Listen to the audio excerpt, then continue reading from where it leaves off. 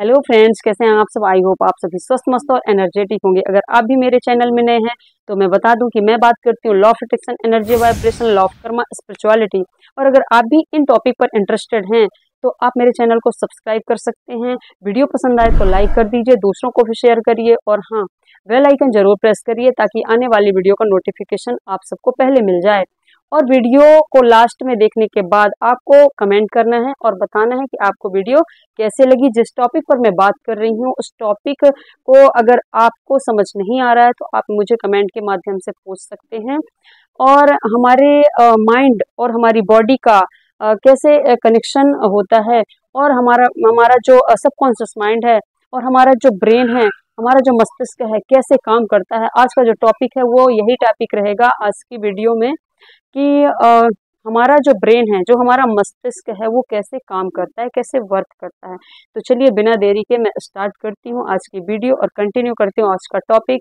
तो आप सबको पता है कि मैंने ऑलरेडी ही 10 वीडियो बना चुकी हूँ इस टॉपिक पे। और जो मैं बुक सीरीज स्टार्ट की हूँ और कंटिन्यू कर रही हूँ, book you are the placebo, doctor Joe Dispenza की बुक।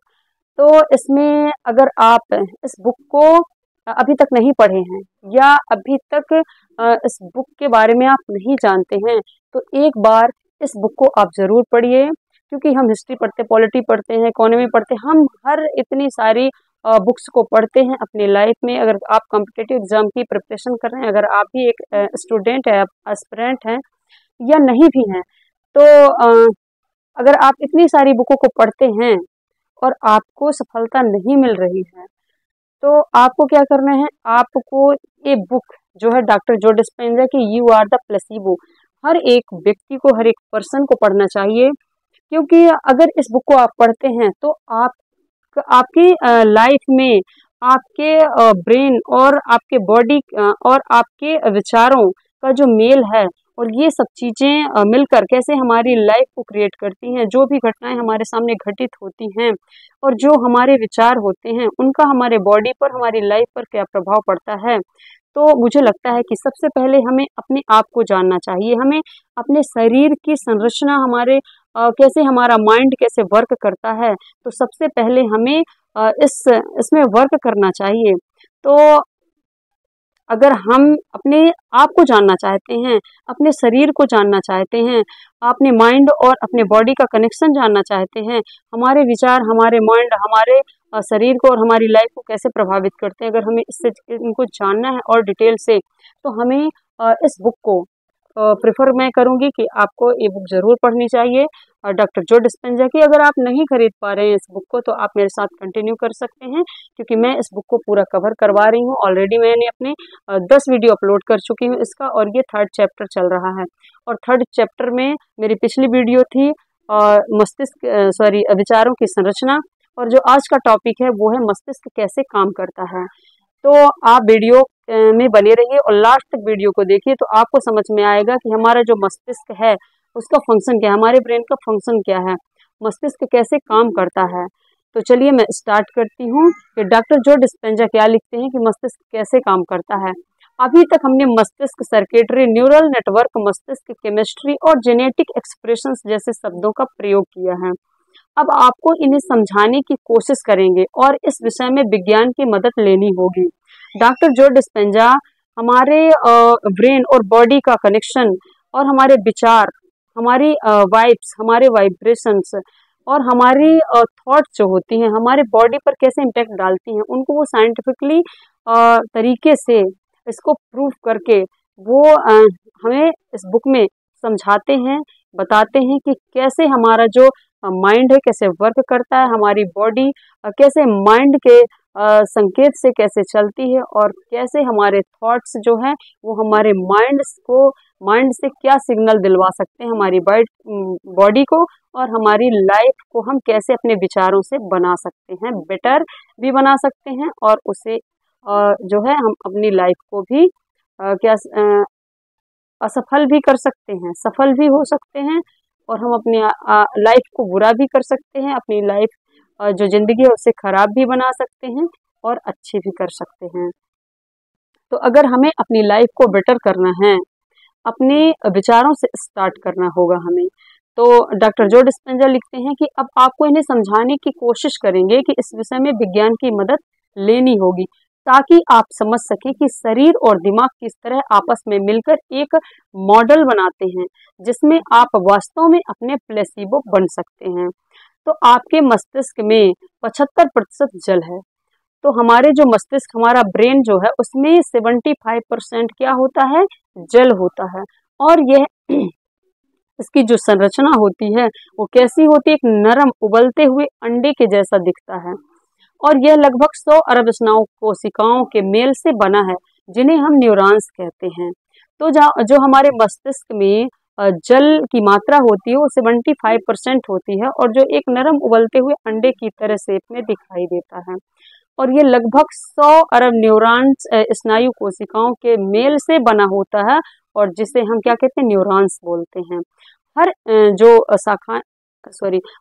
जो स्नायु कोशिकाएं होती हैं, वो जो सेल्स होते हैं वो लचीले ओक वृक्ष की तरह दिखती हैं। ऐसे ओक वृक्ष की तरह जो है वो दिखाई देती हैं जिस पर कोई पत्ती नहीं है।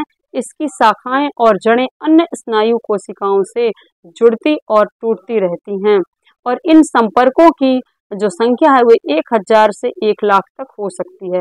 1000 और लाख के बीच में हो सकती है। आपके नियोकॉर्टेक्स अर्थात थिंकिंग मस्तिष्क में प्रति न्यूरॉन्स 10,000 से 40,000 तक का क्या है, कनेक्शन पाए जाते हैं। हम अपने मस्तिष्क को कंप्यूटर मानते आए थे, हालांकि काफी समानताओं को देखा जा सकता है। मतलब हमारे मस्तिष्क और कंप्यूटर में काफी कुछ समानताएं होती हैं। हमारा जो मस्तिष्क होता है वो कंप्यूटर की तरह वर्क करता है, लेकिन यह उससे भी कहीं अधिक है। हर न्यूरॉन्स अपने आप में एक बायो कंप्यूटर होता है। हर एक, देखिए हमारा जो ब्रेन होता है, हमारा जो मस्तिष्क होता है वो कितना पावरफुल होता है कि हर एक न्यूरॉन अपने आप में एक बायो कंप्यूटर जैसा होता है जिसमें 60 मेगाबाइट से अधिक की रैम होती है। इसकी जो मेमोरी होती है वो 60 मेगाबाइट से भी अधिक की होती है। यह प्रति सेकंड सैकड़ों हजारों कामों का डेटा अपने भीतर जो है वो सेव कर सकता है।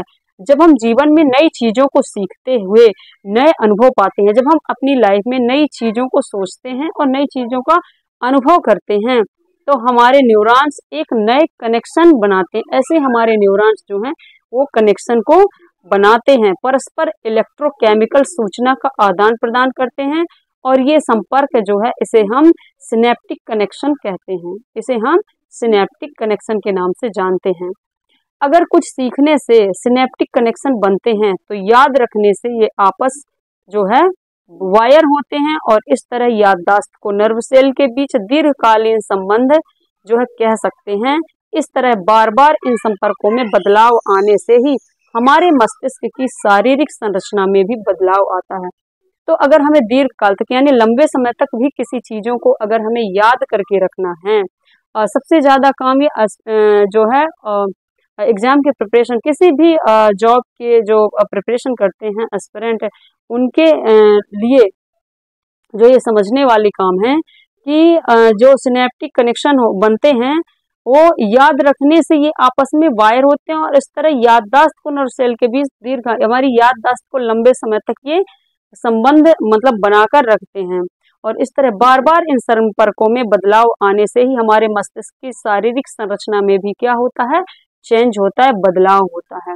जब मस्तिष्क यह बदलाव करता है तो हमारे विचार कर कई तरह के केमिकल्स रिएक्शन यानी कि रसायनों का मेल होता है और वो रसायन केमिकल्स जो है वो क्या करते हैं, प्रस्तुत करते हैं, जिन्हें न्यूरोट्रांसमीटर कहते हैं।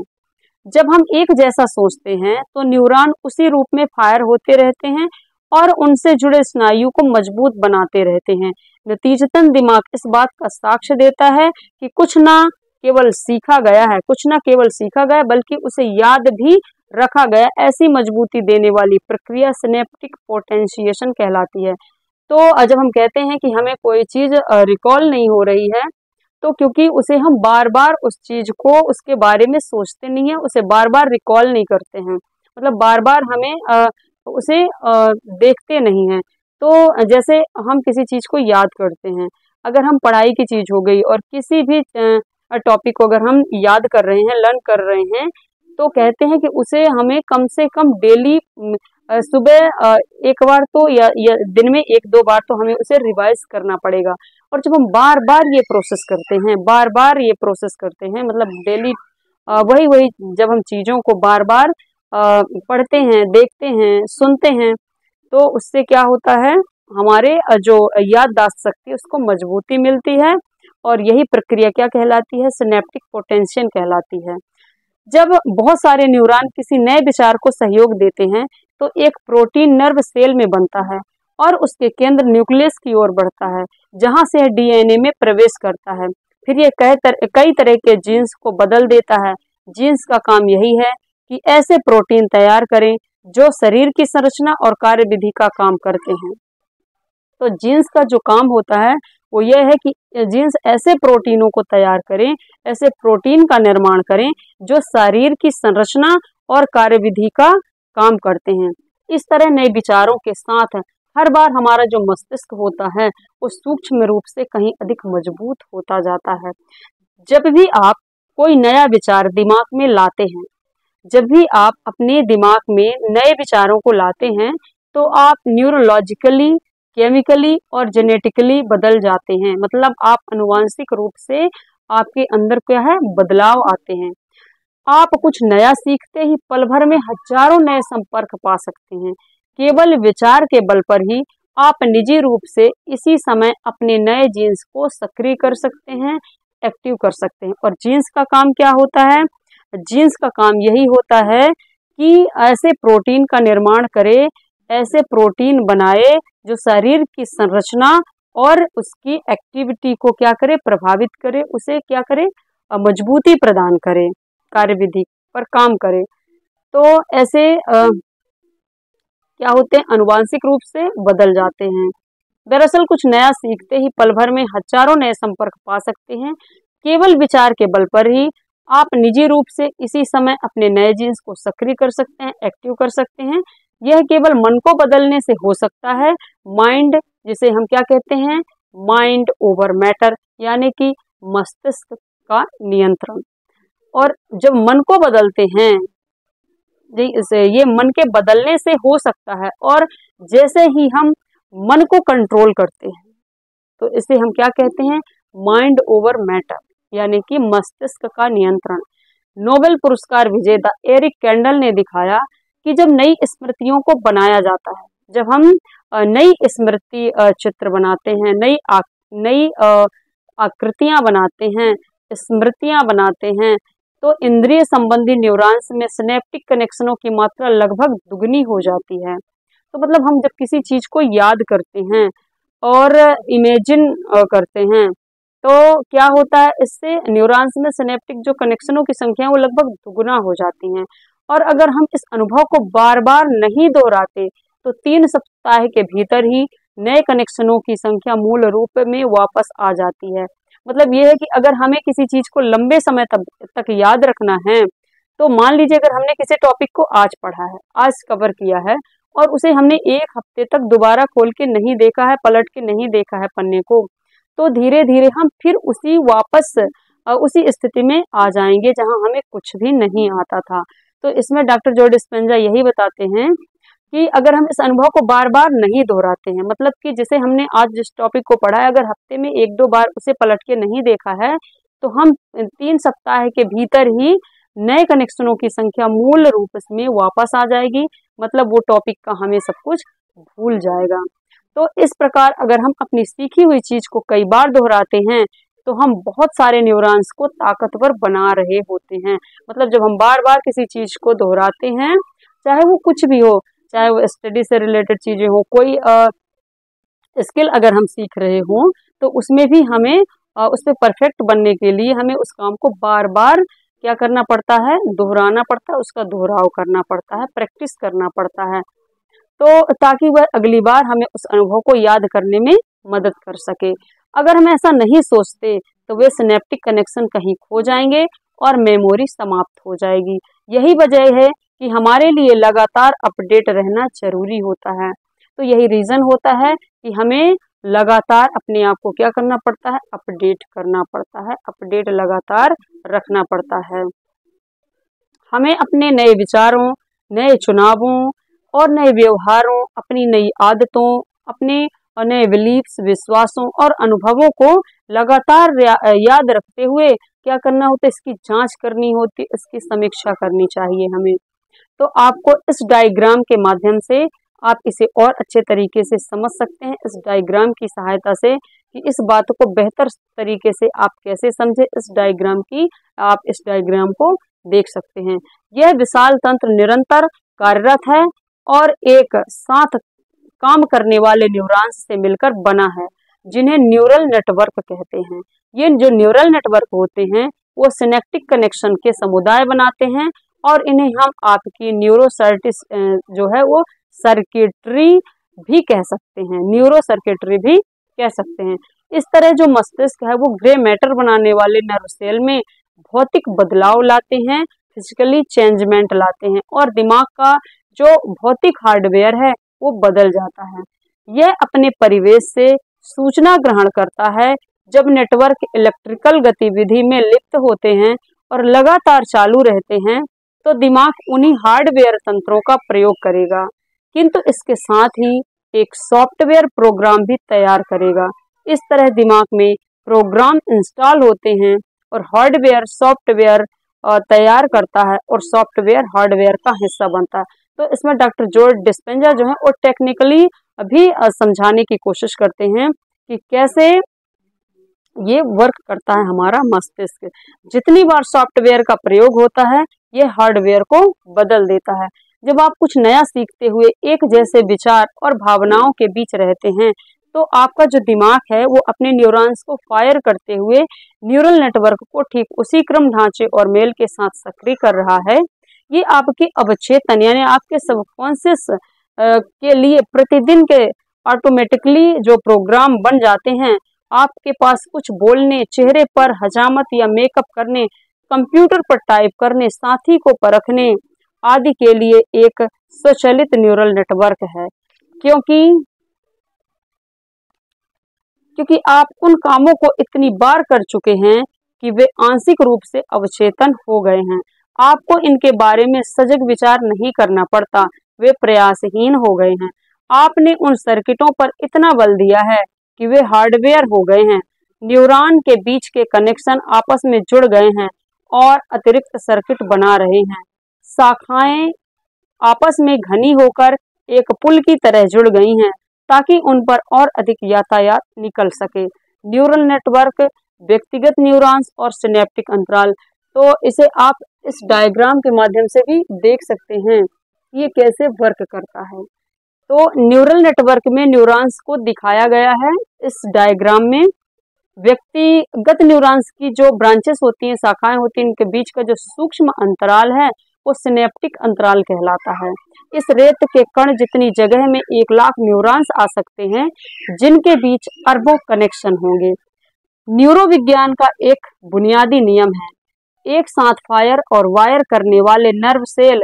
जब आपका मस्तिष्क लगातार एक ही तरीके से फायर करता है तो आप उसी स्तर का मन उत्पन्न कर रहे हैं। न्यूरोविज्ञान के अनुसार हम कह सकते हैं कि अगर अपने उसी मन के साथ स्वयं को निरंतर याद दिला सकें कि आप कौन हैं, तो आप अपने दिमाग को उसी तरह फायर कर रहे हैं और आप वर्षों तक उसी तरह के न्यूरल नेटवर्क सक्रिय करते रहेंगे। जब तक आप 30 की आयु के आसपास होंगे, जब आपकी उम्र जो है, एज जो है 13 के आसपास होगी, तो आपका मस्तिष्क जो है वो स्वयं को स्वचालित प्रोग्रामों के बीच स्थापित कर लेगा, अपने आप को स्टेब्लिश कर लेगा और यह निश्चित एक स्ट्रक्चर ही आपकी जो है इसकी पहचान है। इसे अपने दिमाग में स्थित बॉक्स की तरह सोचें कि आपके जो दिमाग है उसमें कैसे बॉक्स काम कर रहे होते हैं। एक ऐसे स्थिर बॉक्स की तरह आप सोचिए कि आपके दिमाग में कोई बॉक्स नहीं है, परंतु यह कह सकते हैं कि आपने अपने मस्तिष्क को सीमित ढांचे में हार्डवेयर कर लिया है। और इसे आप ऐसे भी देखिए डायग्राम के माध्यम से देख सकते हैं। जब आप इस बुक को पढ़ेंगे तब आपको इसमें समझ में आएगा कि ये एक बॉक्स की तरह कैसे हम थिंकिंग कर सकते हैं। तो यदि आपके विचार, विकल्प, व्यवहार, अनुभव और भावनाएं लंबे समय तक एक जैसी बनी रहती हैं तो जो आपका मस्तिष्क है वो एक तयशुदा पैटर्न में ढलने लगता है। ऐसा इसलिए होता है क्योंकि आप हर दिन अपने मस्तिष्क को उसी तरह से एक्टिव कर रहे होते हैं, वही विचार और वही भावनाएं दोहराते हैं। समय के साथ यह प्रक्रिया तंत्रिका नेटवर्क के एक सीमित समूह को मजबूत कर देती है, जिससे आपका जो मस्तिष्क है वो बार बार उसी तरह सोचने का आदी हो जाता है। इस तरह आपका सोचने का तरीका सीमित हो जाता है, जिसे बॉक्स में सोचने के रूप में जाना जाता है, और इन जमे हुए तंत्रिका सर्किटों का समग्र रूप ही आपकी पहचान बन जाती है। अब न्यूरोप्लास्टिसिटी, तो न्यूरोप्लास्टिसिटी जो है वो कैसे काम करती है और न्यूरो जो प्लास्टिसिटी है वो क्या होता है। तो आपको ये देखिए न्यूरोप्लास्टिसिटी ऐसे आपको दिखाया गया है इस डायग्राम में। इसमें डॉक्टर जो लिखते हैं कि हमारा लक्ष्य यही होगा कि हम इस बॉक्स से बाहर निकलकर सोच सकें और मस्तिष्क को नए तरीके से वायर कर सकें, जैसे कि आपको इस डायग्राम में दिखाया गया है। एक मुक्त मन या ओपन माइंड का यही अर्थ होता है, क्योंकि जब भी आपका दिमाग अलग तरह से काम करता है तो आप वास्तव में अपने मन को बदलते हैं। जब आप नई चीजें सीखते हैं और नए तरीके से सोचना शुरू करते हैं तो आप अपने मस्तिष्क को अलग अलग क्रम में, अलग अलग पैटर्न में और अलग अलग संयोजनों में एक्टिव कर रहे होते हैं। यानी कि आप न्यूरॉन्स के कई अलग अलग नेटवर्क को अलग अलग तरीकों से सक्रिय कर रहे होते हैं। और जब भी आप अपने मस्तिष्क को अलग तरीके से काम करने के लिए कहते हैं तो आप अपना दिमाग बदल रहे होते हैं, अपने दिमाग को, अपने ब्रेन को चेंज कर रहे होते हैं। जैसे जैसे आप अलग अलग तरीके से सोचना शुरू करते हैं, नए विचारों से नए विकल्प, नए व्यवहार, नए अनुभव और नई भावनाएं पैदा होनी चाहिए। अब आपकी पहचान भी बदल रही है। तो जैसे ही आप नए तरीके से सोचना शुरू करेंगे, नए अनुभव आएंगे, जो कि मैंने पिछली वीडियो में डिटेल से बताया था, और नया जब व्यवहार होगा, नए अनुभव होंगे और नई जब भावनाएं पैदा होंगी तो आप देखेंगे कि आपकी जो पहचान है, जो आपका व्यक्तित्व है, वो भी क्या है, बदल जाएगा। तो रिसर्च में बताया गया है और जो शोध हैं वो दिखाते हैं कि जब हम अपने दिमाग का प्रयोग करते हैं तो हम विकसित होते हैं। जैसे जैसे हम अपने दिमाग में सोचने की कुछ नया, जब हम कुछ नया सोचते हैं, नए थॉट्स को क्रिएट करते हैं, तो हम क्या करते हैं, हम विकसित होते हैं। हमारा जो दिमाग है, जो हमारा ब्रेन है, वो डेवलप होता है। तो जितना अधिक हम पॉजिटिव सोचते हैं, कुछ क्रिएटिव अपने माइंड में सोचते हैं, उतना ही हमारा जो दिमाग होता है वो डेवलप होता है। हमारे भीतर जो है वो चेंजेस आते हैं, बदलाव आते हैं। इसके लिए न्यूरोप्लास्टिसिटी को हमें धन्यवाद देना है कि कैसे तंत्रिकीय सुगठिता, इसे हम जो न्यूरोप्लास्टिसिटी है उसको हम तंत्रिकीय सुगठिता भी कहते हैं, और यह मस्तिष्क की कुछ नया ग्रहण करने और बदलने की क्षमता है। तो जो प्लास्टिसिटी है वो क्या है, न्यूरोप्लास्टिसिटी हमारे मस्तिष्क की कुछ नई चीजें ग्रैब करने की, ग्रहण करने की और उसे बदलने की क्षमता होती है। जब हम कोई नई सूचना सीखते हैं, जब हम कोई नई इंफॉर्मेशन को ग्रहण करते हैं, अपने मस्तिष्क को देते हैं, कुछ नई चीजें, नई जानकारी देते हैं, तो इससे क्या होता है, उदाहरण के लिए मान लीजिए कि एक कोई मैथमेटिशियन है, एक गणितज्ञ है, जिसने अधिक समय तक मस्तिष्क को गणित के लिए प्रयुक्त करता है। मतलब अगर एक गणितज्ञ है, जो मैथमेटिशियन है, वो ज़्यादा से ज़्यादा जो समय है वो मस्तिष्क को गणित के लिए प्रयुक्त करता है, गणित के क्वेश्चनों को सॉल्व करने के लिए बार बार प्रैक्टिस करता है। तो जो हमारा मस्तिष्क है वो वैसे ही न्यूरल ब्रांचेस उतनी ही घनी, मतलब मोटी, उसकी जो शाखाएं हैं वो होती जाती हैं, और कई वर्षों तक और सिम्फनी और ऑर्केस्ट्रा में काम करने के बाद जो पेशेवर संगीतकार है, इसमें संगीतकार के बारे में बताया गया है कि कैसे संगीतकार अगर लगातार ऑर्केस्ट्रा में काम करता है तो उसके मस्तिष्क के उन हिस्सों को विस्तृत कर लेते हैं जो भाषा और संगीतज्ञ योग्यता से जुड़े होते हैं। अगर कोई मस्तिष्क सही तरह से काम करता है तो उसे पुराने न्यूरल कनेक्शन, ढांचे और सर्किट तोड़कर नए बनाने में देर नहीं लगती है। वह कुछ ही पल में इस काम को पूरा कर सकता है। तो अगर ये चीज़ें हम पहले से कर रहे हैं, अगर कोई गणितज्ञ जो है, अगर कोई मैथमेटिशियन है, वो पहले से चीज़ों को अपने अपने ब्रेन को, अपने मस्तिष्क को ये चीज़ें अगर कुछ दिन रुक कर भी दे रहा है, अगर वो मैथमेटिशियन है, उसको पहले से ही चीज़ें पता है, तो वो कुछ टाइम बाद भी अगर देता है तो उसका जो ब्रेन है वो जल्दी उसे ग्रैब करेगा। तो अगर कोई मस्तिष्क सही तरह से काम करता है तो उसे पुराने न्यूरल कनेक्शंस, ढांचे और सर्किट तोड़कर नए बनाने में देर नहीं लगती है। वह कुछ ही पल में इस काम को पूरा कर सकता है।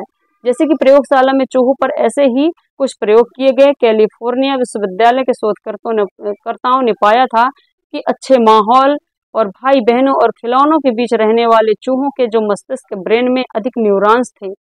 ये कैलिफोर्निया विश्वविद्यालय के जो रिसर्चर थे ने रिसर्च किया था कि जो चूहे अच्छे माहौल में थे, जहाँ भाई बहनें और खिलौने टॉयज थे उनके पास, मतलब घर का अच्छा माहौल था, फैमिली का अच्छा माहौल था, तो उन चूहों के मस्तिष्क में देखा गया था कि उन चूहों के मस्तिष्क में अधिक न्यूरॉन्स थे और उनके बीच उन चूहों की तुलना में न्यूरल कनेक्शन भी अधिक थे, जिन्हें कम संपन्न वातावरण में रखा गया था।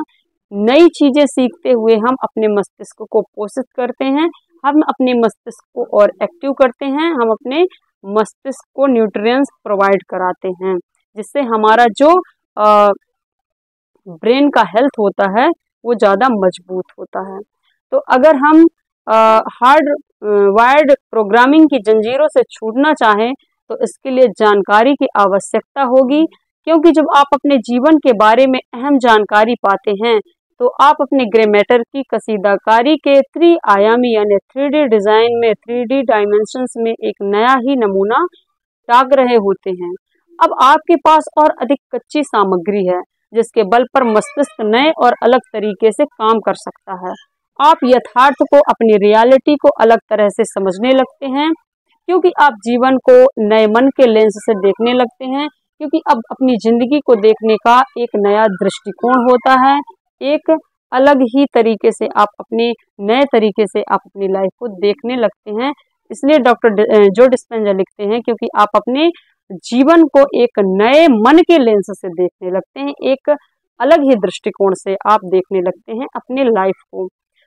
तो आज के लिए मैंने जो ये कैसे जो ब्रेन है हमारा, जो हमारा मस्तिष्क है, कैसे काम करता है, तो आज के लिए मैं इस टॉपिक को यहीं ख़त्म करती हूँ। कल का जो टॉपिक रहेगा वो रहेगा कि परिवर्तन की नदी पार करना, यानी कि जब हम अपनी ब्रेन को नए नए विचार, नए नए सिग्नल्स देते हैं, तो जब हम उन परिवर्तनों से गुजरते हैं तो हमें क्या चैलेंजेस फेस करना पड़ता है, हमें इस परिवर्तन की नदी को पार करना पड़ता है। ये कल की वीडियो रहेगी, बहुत ही इम्पोर्टेंट वीडियो रहेगी। तो आज के लिए बस इतना ही। आई होप ये मस्तिष्क का जो काम है, मस्तिष्क कैसे वर्क करता है, मस्तिष्क का फंक्शन क्या है, आप लोगों को अच्छे से समझ आया होगा। तो थैंक यू मुझे सुनने के